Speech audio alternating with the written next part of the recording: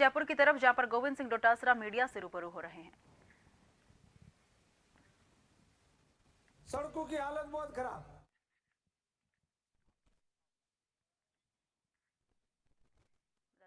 पक्ष है उसने खुद ने बार बार चेष्टा की कि राजस्थान की विधानसभा में जनता के मुद्दे नहीं आए और ये सदन बाधित हो।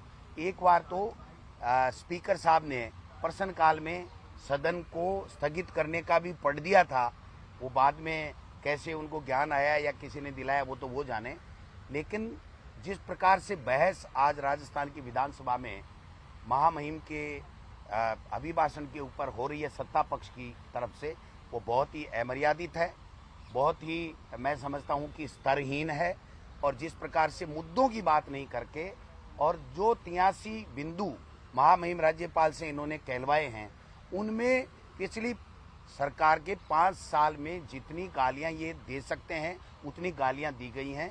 किसी भी में अभिभाषण में कोई भी किसी भी बिंदु में ये नहीं दिखाया गया, कोई विजन इस सरकार का नहीं है कि हम इस 5 साल में ये करने जा रहे हैं और ये हम इस तरीके से गुड गवर्नेंस देंगे, ये योजनाएं लाएंगे, बच्चों को नौकरियां कैसे देंगे, अपराध को कैसे रोकेंगे, कोई इनका विजन नहीं है।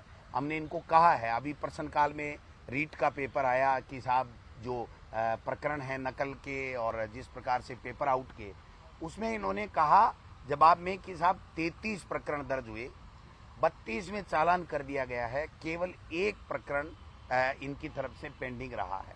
तो मैं पूछना चाहता हूं कि वो एक पेपर जिसकी जांच हो रही है पेपर आउट की, वो है हाई कोर्ट के जुडिशियली के कोई बाबू से संबंधित, उसके अलावा सारे के सारे चालान कर दिए। तो ये वीके सिंह जी एसआईटी में क्या करेंगे साहब? क्या एसआईटी में हम पूछना चाह रहे थे कि भाई आप बताइए कि बीजेपी के कार्यकाल में जो पेपर आउट हुए क्या उनकी भी आप लोग जांच करोगे नहीं करोगे? जब चालान कोर्ट में कर दिया, सब जुडिस हो गए मामले, तो ये वीके सिंह जी और ये एसआईटी क्या करेगी आप बताइए? और यहाँ तक जवाब दे दिया गया वहाँ के मंत्री के द्वारा, गजेंद्र सिंह जी बोल रहे थे कि साहब ये सीबीआई में रहे हुए हैं इसलिए सीबीआई जैसी जांच कर देंगे। क्या तमाशा बना रखा है इन्होंने? कोई जवाब इनके पास में नहीं है, कोई इनका विजन नहीं है। मुख्यमंत्री जी स्वयं आ नहीं रहे हैं। अब जो बजट पढ़ा जाएगा वो तो उप मुख्यमंत्री महोदय के द्वारा पढ़ा जाएगा, तो फिर मुख्यमंत्री जी कब आएंगे, कब बोलेंगे? मैंने कहा है कि आप दिल्ली की पर्ची से काम मत कीजिए, आप यहाँ का आपका विजन होना चाहिए। आप अपने मुख्यमंत्री को, जिनको भी बनाया गया है माननीय भजन लाल जी को, आप उनके नेतृत्व में यहाँ पर जो राजस्थान में घटनाएं घट रही हैं या राजस्थान में जो अच्छा करना चाह रहे हैं वो बात कीजिए। दिल्ली से पर्ची आ गई और खड़े हो गए और बोलने लग गए, तो मैं समझता हूँ कि ये बहुत अनफॉर्चुनेट है। वास्तव में सदन की गरिमा बनाए रखना सत्ता पक्ष का ज़्यादा दायित्व है और विपक्ष का भी दायित्व है। हमने अभी मेरे अभिभाषण में मैंने कहा है कि आप जिन जिन मुद्दों की बातें कर रहे हैं उन मुद्दों पे कम से कम आप एक नीति तो बना लीजिए कि हमको किस प्रकार से आगे लेकर के क्या जाना है क्या नहीं जाना है। सारी की सारी योजनाएं गलत बता दी और एक भी अभिभाषण में ये नहीं कहा गया कि इस योजना को किसको बंद करेंगे, किसको चालू करेंगे। मुख्यमंत्री चिरंजीवी योजना का भी उन्होंने विरोध कर दिया। आर्थिक कुप्रबंधन की बात कर ली। इन्होंने ये कह दिया कि साहब आपके खींचातान थी, आपने देखा नहीं आज खींचातान की क्या स्थिति है। माननीय पूर्व मुख्यमंत्री वसुंधरा राजे जी को निर्दलीय विधायकों के जो कॉलम आवंटित है उसमें बैठाया गया है। कालीचरण सराफ जी को उसमें उस कॉलम में बैठाया गया है। आप देखिए उसी बॉक्स में आपके प्रताप सिंघवी जी को बैठाया गया है।